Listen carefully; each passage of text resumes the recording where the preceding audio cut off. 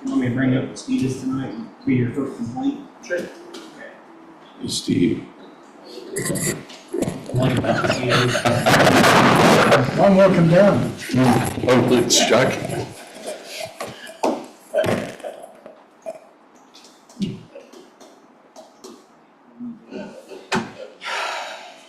Does the clock up there stay right? Put new battery Yeah, in it's last real close. Yeah. With the new batteries. You all set, Ryan? Yes. Give me a new battery. When I took it down, to speed it up.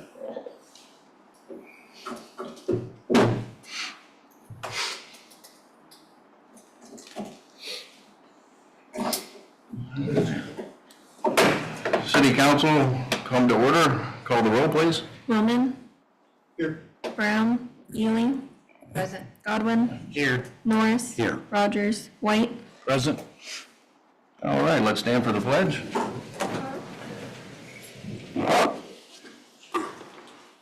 I pledge allegiance to the flag of the United States of America and to the republic for which it stands, one nation under God, indivisible, with liberty and justice for all.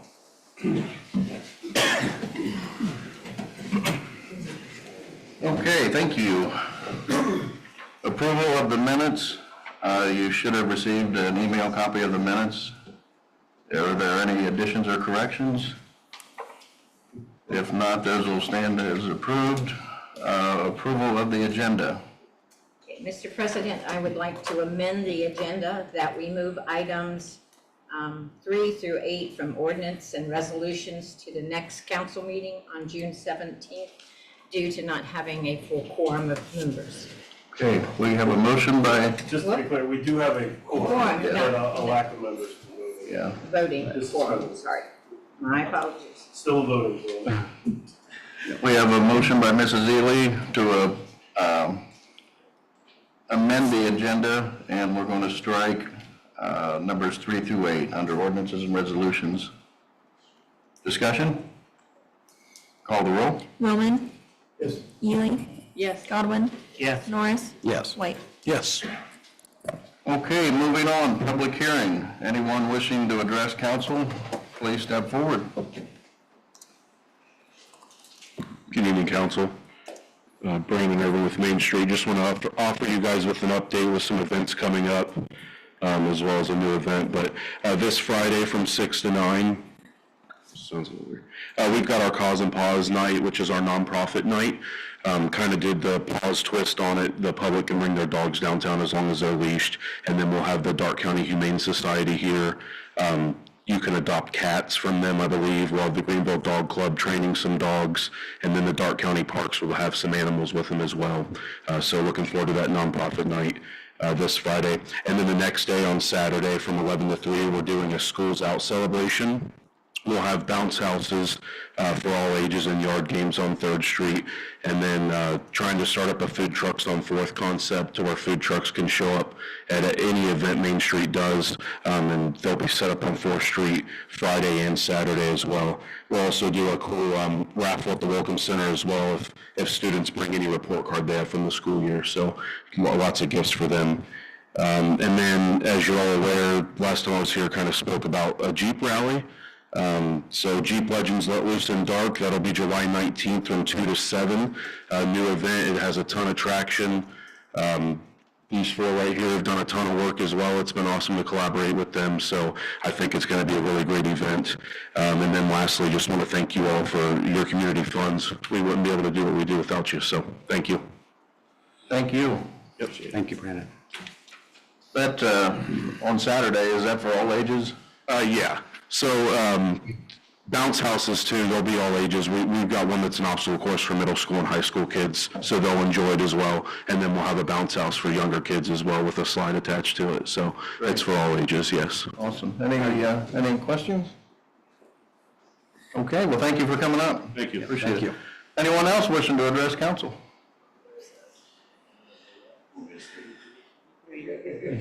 Dawn, Jeep people, no, Western Ohio Wranglers. We actually are doing great with the rally. We have gotten trophies for some places, or, different Jeep categories. And the mayor has graciously said he'd come up and vote for Jeeps for us. Yeah, that's right. And I was actually trying to see if any of the city council members would also like to volunteer to be our judges on these Jeeps. We have over 500 people just on Facebook interested or coming to the event. So I just wanted to see if any of the city council members would be willing to be judges for the Jeeps for us. I would, yes. Thank you very much. I would too. Thank you. We're gonna have food trucks up there too, guys, and music, don't forget. Just say the date again, please. July 19th, it's gonna be from 2 to 7 down there. Just need to get the date out more and more. We'll just meet at the Welcome Center about 4:30 to do the judging. Okay. All right, thank you very much. Thank you. Thank you. Thanks. I was gonna say something. Anyone else?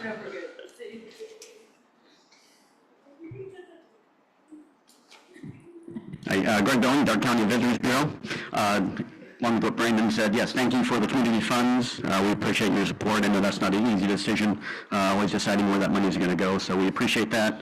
And along with that, just want to make sure, somewhat accountability with that, making sure you know where that money is going and the different things we're doing to promote the county. A couple things we've done recently. I appeared on the Evening Edge on 95.7 WHIO a couple weeks ago. June 10th, I'll be on 107.1 FM in Troy. A couple weeks ago, we were at the Ohio Tourism Day on the State House lawn. Really great event. Gave away about 150 visitors guides, just kind of getting ourselves into the Columbus market. It's always fun. We do get called Drake County a lot, but a lot of people have heard of us, which is great. It's always fun. There's like 3 or 4 people walked by that just said, "Oh, Amy Oakley. I was Amy Oakley in 4th grade and during this pageant." So there was like 4 or 5 people that did that. A lot of comments on the Dark County Fair. Hey, you guys have a great fair. So yeah, people do know where we're at. It's just always nice to participate in that and let people know where we're at. We also did an ad promotion with WTGR promoting downtown Greenville the first week in May. And we also appreciate the support WTGR and the Daily Advocate gives us in promoting our events as well. Big weekend in Dark County. Outdoor Speedway hosts the Dirt Late Model Dream, so there hopefully will be a few more people downtown. Racing starts tomorrow with the companion race. Dirt Late Model Dream is Thursday, Friday, and then the big race on Saturday. So hoping to see a few more people downtown this week. So any questions I can answer for you? Thanks for All coming. right. Yes, thank you. Thank you. Appreciate it. Appreciate it. Great. You make Brian and my report really easy. I know, right? That's Yeah. great, because I can say, Bring him on. hey, see that? That's good, yeah. Very good. All right, appreciate it. Thank you. See you, Greg. Good evening. I was here last council meeting. I'm here for follow-up on the fireworks ordinance at Greenville. I didn't hear back from Greg, so can I get a copy of it, or? We have on the agenda, there's a committee report they'll be reading here just shortly. Okay. I didn't hear back from anybody, so I thought I'd show up and see what's going on. Nothing wrong with that. No problem. Thank you. So will I get a copy of it, or, We can probably get him one. Yeah, we can get you one here after the meeting. okay, appreciate it. All right.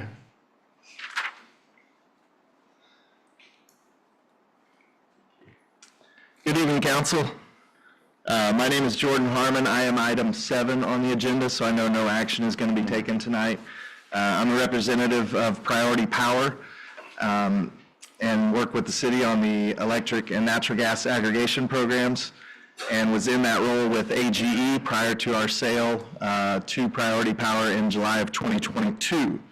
So I'm happy to come back on the 17th and answer questions and go over things in more detail, but I want to read just a quick overview of where we're at with aggregation right now. So Friday, while reaching out to Safety Service Director Ryan Delk, I came across tonight's City Council agenda with our company being considered to be terminated for the consulting of the aggregation program, and then a competitor of ours being considered to replace us. This morning, I was able to connect with Ryan via phone and kind of determine what led to that, which was unresponsiveness on my end. With Ryan, he had reached out a couple of times over the last 4 to 5 months, and I had not responded to him directly on his questions about increasing capacity costs and how that will affect our aggregation contracts. Good news, it won't affect the current rates at all that are in place through December of this year. A lot of news and talk have been out there about capacity concerns and grid reliability.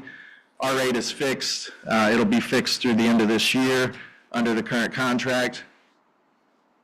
It will impact us going forward, whether you're with us or a different consultant. Those capacity costs are up and they're going to be part of rates going forward. We had a very good conversation, Ryan and I, this morning. I'm confident to say on my end, any communication issues will not be a problem going forward regarding the city and Priority Power.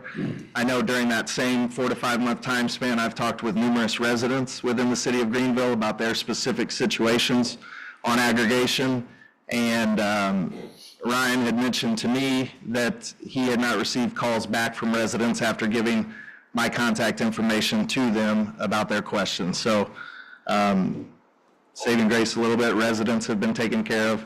The relationship with the city needs work on my end. I fully own that. Everybody's busy, no excuse for it.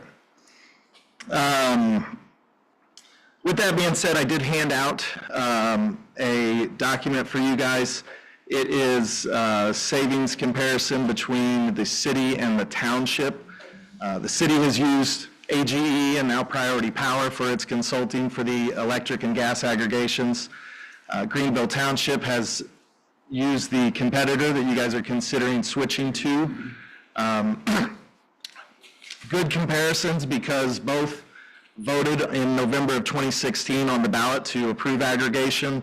We were able to implement it faster, and since the beginning of the program, our timing and strategies and the group that we've built that the city of Greenville is a part of has saved at least $300 more for residents or for households inside city limits versus, you know, that same household being outside of city limits but within Greenville Township. So we do have success. We have shown greater savings to city households, city residents through the aggregation program on the electric side. I haven't had the time yet to do that same analysis on the natural gas side. I certainly will, and I'll have that ready for June 17th. And I know natural gas has been a concern because we don't have an active program right now. We were not able to find a fixed rate last fall when our contract with Constellation ended in September of 24. And what the township is doing for their program is a guaranteed discount off the fixed adder for the standard choice offer. So they still have the variable market commodity, the NYMEX price for natural gas, and then they have a 2% guaranteed savings rate on the adder that goes on to that. That equates to $1 or $2 in savings during the winter months, but doesn't protect anything from the volatility that winter can bring with natural gas prices. So that's why we've always viewed fixed rates as the best option for natural gas. Residents then have the option, do I want to take the fixed rate or do I want to gamble and take whatever the market is, opt out of the program and remain on the standard choice offer? So again, I appreciate the time. I appreciate the relationship that we've had with the city of Greenville. I apologize to Ryan, and I own that mistake on my end. With the lack of communication, it will not be an issue going forward should the city council choose to retain Priority Power as the consultant for the aggregation programs. Thank you all. Any questions? When this stuff comes up, I mean, I think you understand customer service. If we get put on the spot to ask questions, I mean, we're gonna 100%. obviously need. Yep. And what Ryan's question and concern was, and this, it doesn't matter what the topic was, but specifically was capacity costs, and those the capacity costs go into effect June 1st, but because our contract is fixed, we do not have, we will not feel those impacts until we have our new contract start in December. But yes, noted, will be handled going forward. Where are you guys located out of? I'm out of Mount Vernon, Illinois. That's where the AGE team has been the entire time. Priority Power is a group out of Houston, Texas, that acquired us in July of 2022. They've got offices in Chicago and Boston and Charlotte, North Carolina, Mount Vernon, Illinois, kind of spread out all over the country now. Without getting into the weeds, what you've laid out here for electric is great. Doesn't appear that we've had the same benefits, at least in recent years, with the natural gas through your aggregation. Is that a fair statement? That is a fair statement. The natural gas, we feel that there is value in having a fixed rate option for natural gas. We fixed our last agreement at a time where natural gas was on the rise. During the course of that contract, within the first 6 months, natural gas fell sharply.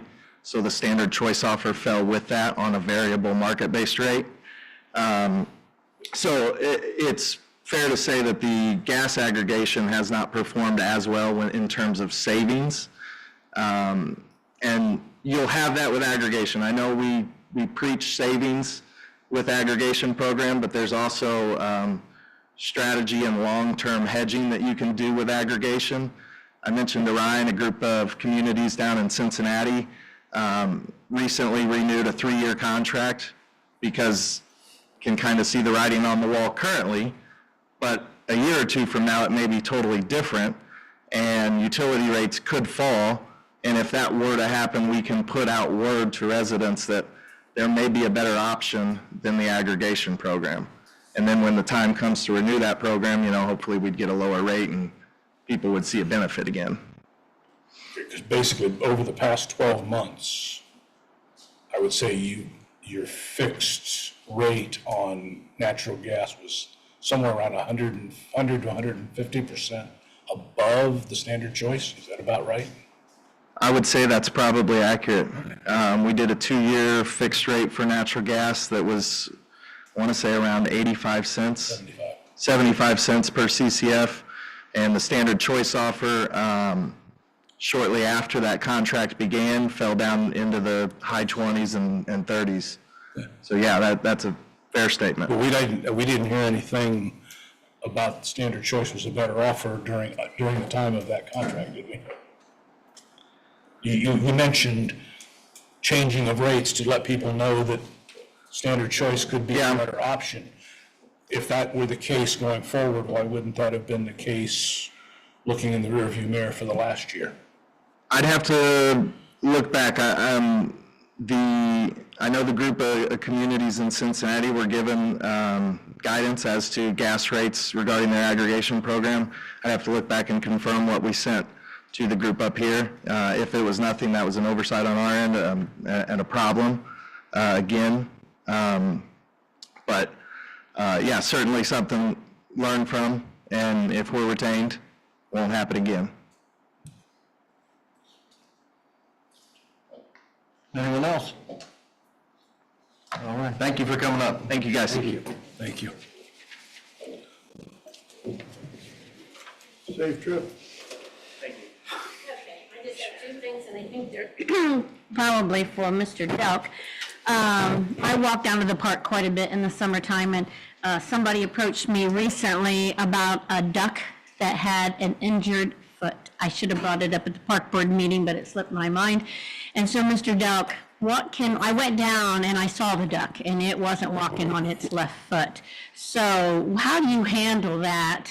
Yeah. What do I do? So that particular case I'm aware of, just call the street department. The next That day, happens. because I went down in the evening. I know they were out yesterday find it trying up? to catch it, and we're Okay. struggling to catch it. But Okay. if we can get it caught, we can cut the fishing line loose. And Oh, is that why he's hobbling? yeah, he has fishing He's line. got wrapped around fishing his line leg. around his foot. Yeah, I went down and I felt so sad for it. Okay, the other thing I'm bringing up, it's only because somebody's watching this at home and they wanted me to address this. And they said when you get there at Harmon and North Broadway, they've noticed that the stripes in the middle of the street, you can't see them. So I got up at 4:30 this morning and I drove down it because they go down that in the dark sometimes. And from there at Broadway and Harmon all the way up to the church that sits there on 118, I think then you're out of the city limits. Is that because you go beyond? And so she wanted to know who was responsible who painted those lines that you can't see them? Because all at once then, you go beyond the church and they're as bright as can be. And so, if she's watching, you can give an answer, because she does watch us at home. And I said, I'll take it to the people that'll listen. So drive it at night and you'll see, you can't see the center lines. Yeah, so to answer your question, once you get outside of the city limits, ODOT restripes that. Anything inside the city limits, the city is responsible for restriping. And we do ours, we try to do it once a year. We hire a company that comes in, they put paint, and then glass beads is what actually makes it reflective, and those glass beads quickly kind of wear down with traffic. I'll say ODOT has a bigger budget and gets to do it more often than we do. Okay. But that's why. So, the part that's in the city then will one day be addressed. I mean, it'll get painted again. Yes, I believe we just painted it last summer, and we'll paint it again this summer. Okay, so if she's watching, there you go. All right, thank you so much. You're welcome. Thank you. Okay, moving on to administrative reports. Mr. Mayor. Last meeting, I mentioned Doug Wright, and God bless him and his family.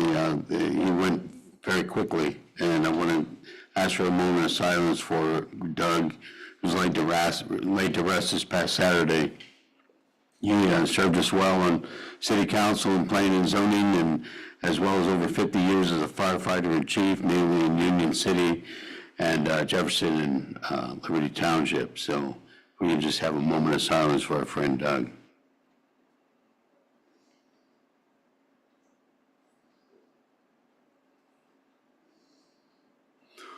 On a high note, I want to give congratulations to the Greenville Lady Wave softball team for an excellent season. They finished 26-3, finished as a regional runner-up to winning yet another district championship. More to come next season. It's going to be an outstanding year. They only lost 3 seniors this year, so Greenville Lady Wave softball is a bright spot in Greenville sports. I think everyone can agree to that. And was reminded too, with the next community report coming up, I want to remind everyone that the fireworks display for the city of Greenville will be Sunday, July the 6th. That'll be here before you know it, at the fairgrounds at dusk, typically around 10 o'clock. So bring your family and friends and enjoy a great night of fireworks. With that, I pass.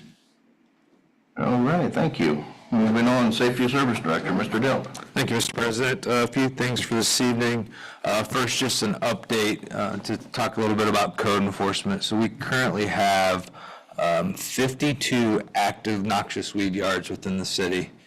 These are yards that we've posted and we're keeping an eye on throughout the summer. Fortunately, this week there was only one that had to be mowed, so that's a really good number. We'll keep an eye on the remainder of those and how we handle it. So we check it every 2 to 3 weeks to let it meet the criteria for us to be able to mow it.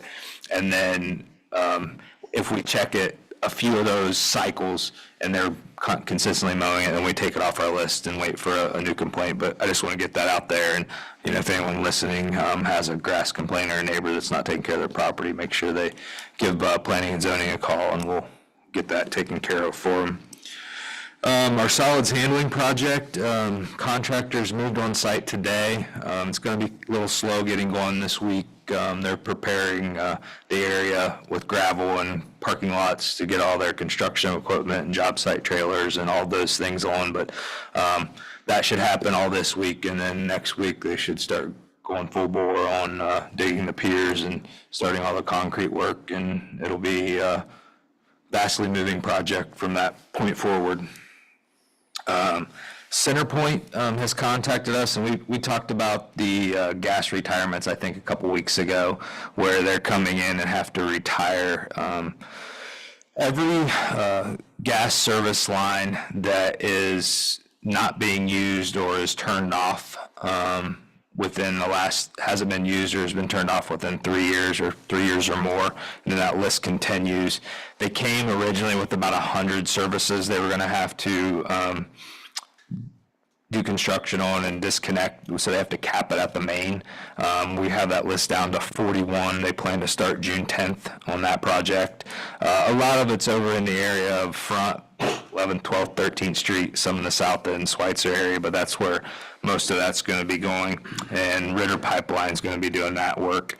They're also starting the last bare steel project, at least for the city of Greenville, over on Front Street, and that's what we've kind of dealt with for the last 10 or 15 years, where they come in and replace that bare steel line with new plastic line, and that's gonna, they've been out locating here this week, and they plan to start that June 10th as well. And last but not least, the swimming pool is officially open. We had a rough go. We tried to open the first Saturday of Memorial Day, and as most of you are probably aware, the weather did not cooperate for an entire week. So we opened last Saturday. Still not my swimming weather, but you know, we had a few out there. The last 2 days it's been packed and we're up and running. So the pool's open daily, 12 to 6. Anyone who wants to enjoy the pool. And with that, I will pass. All right, thank you. Moving on, Law Director, Mr. Raymond. Thank you, Mr. Council President. Just wanted to make council aware, I was contacted by the general counsel for OmniFiber, questioning our door-to-door sales regulations. And so I've been conversing back and forth to him. They obviously are very interested in being able to do that and following restrictions if we have a permitting process and restricted hours. Excuse me, currently we have a blanket ban. And he did point me to some Supreme Court cases that blanket bans under certain conditions have been ruled unconstitutional. So we may have to revisit that door-to-door sales and put some restrictions in place that essentially they view it as a First Amendment speech issue, and so you can't blanket ban it, but you can charge them a fee and limit their hours from 8 to 4 and require them to wear badges. So we had hoped to just stop it so we didn't have to deal with it, but unfortunately we may have to come back and look at it again and put some restrictions in place. So I'm working through that, but I wanted to make sure council was aware. Do you agree that it is a constitutional violation to have a permanent ban? So it appears that the case law supports his argument. I don't know conclusively that, you know, I'm concerned that we're in direct violation. That being said, you know, is it the hill that we want to spend money and fight on if we can put in some other restrictions? His big point to me was, you know, with OmniFiber's recent investment and being the first company to put fiber in the city, that, you know, if they can't go door to door and knock on doors, that's how they get new customers. I'm more concerned with some of the other issues. And frankly, this all came to a head because we finally cited their employee. He got cited into municipal court on a violation of what our ordinance was, and that happened after he was warned on multiple occasions to stop and proceeded to still not stop. So I'm not entirely sure where I want to be. The reality is, if coming up with certain restrictions, I think we can essentially limit it enough that it's not going to be a problem. But I've just got to do some more digging into it. So I wanted to make sure you were aware of that. Maybe they can take, I'm going to ask Ryan this, is maybe they can take their salesman and fix the wires overhead and wires that's laying on the ground, pipes that they've knocked off at telephone poles. Yep, and we still have They're not beautification of our city. Yeah. And if it came to me and they wanted to, I'd ban them because they didn't finish the job they set out to do. And what they we said are they were still gonna do. working with them on getting some things cleaned up, so we constantly have a list for them. Because I have yards that's still not fixed from them. Yeah, and I hope that we've got the list in planning and zoning, because we do have a list of either yards or, sidewalks, constructions, holes that haven't been patched right. So we're continuing to push that. And that honestly is part of my discussion too, and working towards a compromise potentially on this issue, is that they need to take care of their obligations first. Yes. So question then. Yes, ma'am. So then, to me, it appears that if we backtrack on this, that will open the door for other solicitors wanting to solicit door to door. So how are we? Absolutely, and it's not, understand, it's not backtracking, it's that we may have overstepped in the scope of the ban that we put in place. And so the court cases, the way they are, is that the city can put in reasonable restrictions without having a full prohibition on people going door to door. And so the reasonable restrictions that have been upheld and are valid, without a doubt, are limiting the hours, requiring a registration process, requiring them to have IDs.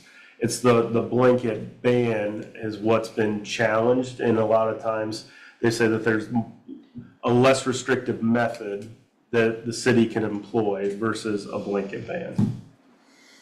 So we're still working through what that may look like.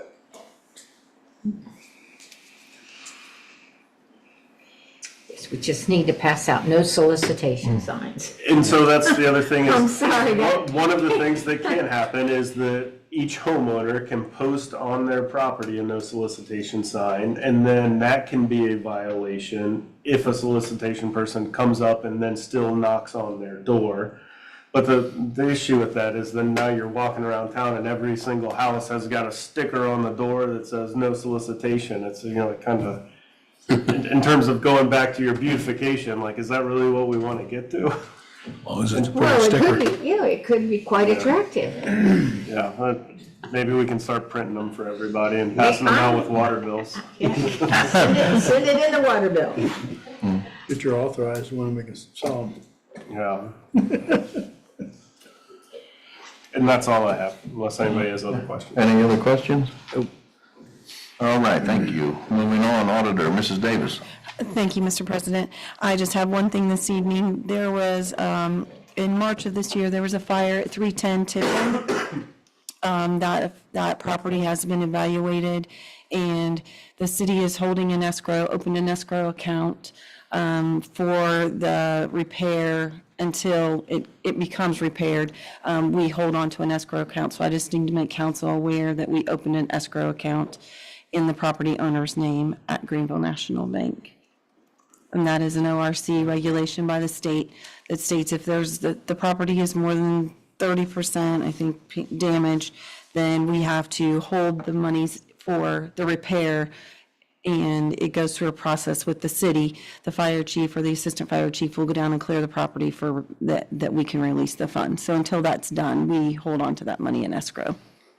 It's our leverage to make sure that they don't take the insurance proceeds and leave the city with the dilapidated property.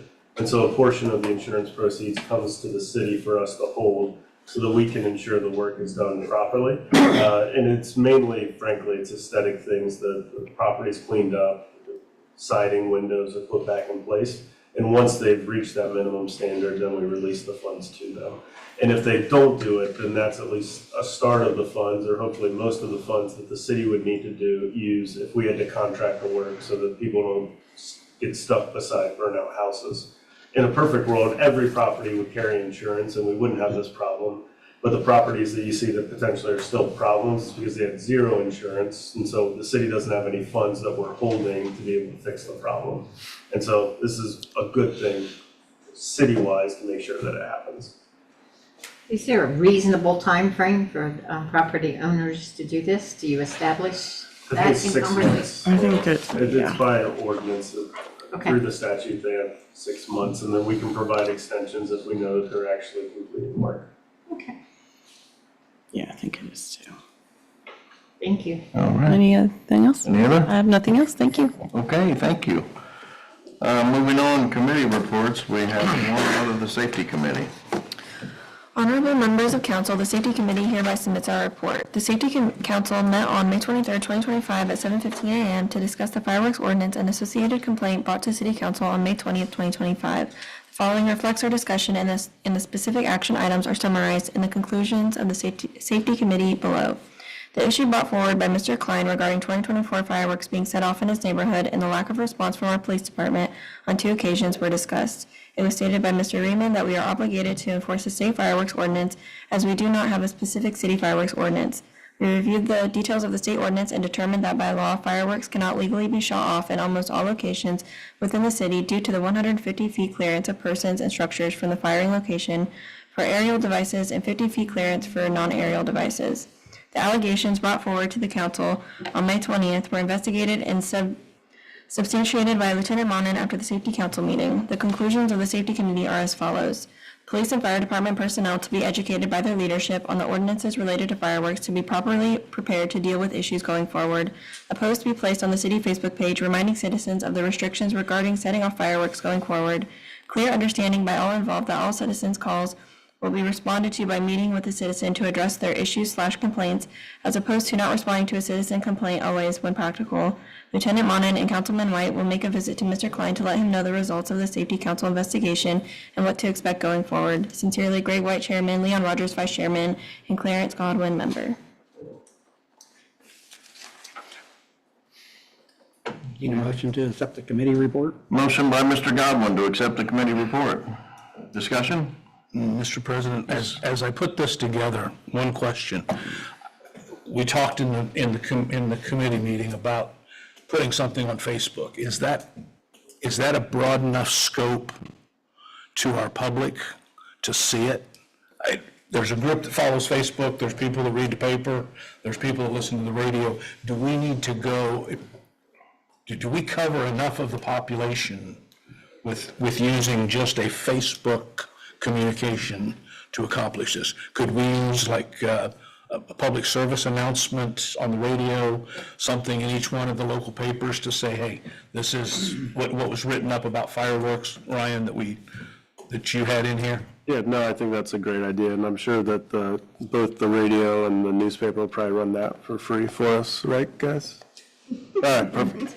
Well, I think we weren't covering a broad enough scope. I think it's fair. I'd like to amend that to include multiple media outlets, such as boom, boom, boom. Right.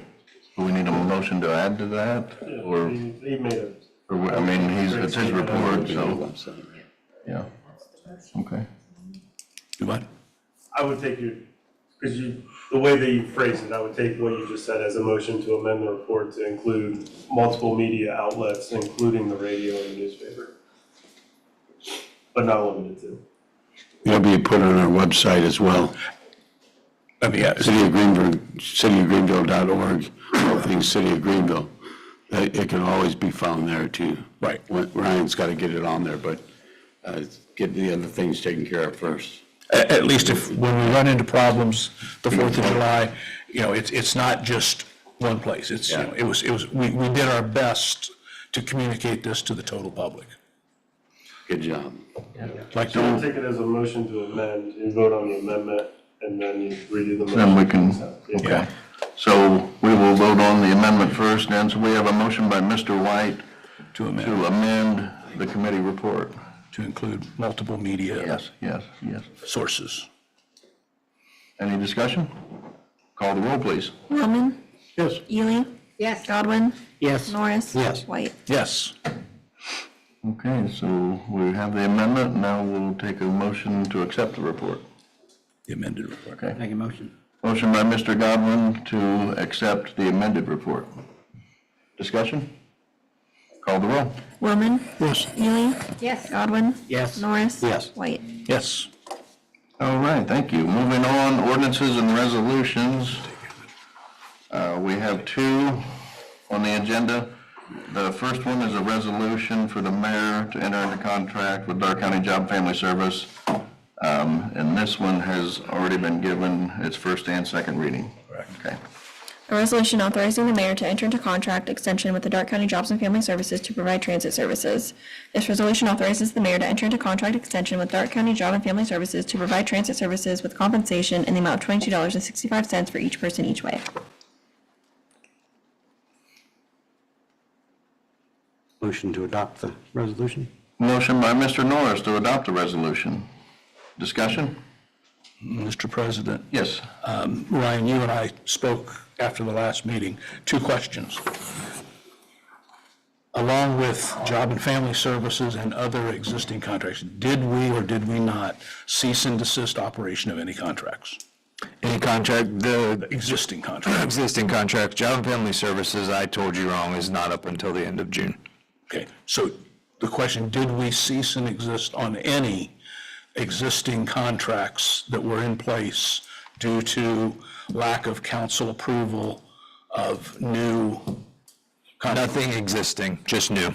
Okay, To just answer your question, yes. Question number 2, we spoke about how many, like, rides per month was each one of these contracts bringing in to kind of put a how big is the issue? Do we have any of that information? So on those, I think you were asked about, family health and, what was this? Job and Family Services would be much larger. I don't have that information, but Family Health and Wayne Hospital is going to be around 20 a month, give or take. 20 rides a month. A month from them. Job and Family Services is probably, on the average, I would say 4 a day. And I can get you, so after we spoke last time, I have Katie working on an Excel sheet to add all of that information in, so it's easier to break down and read.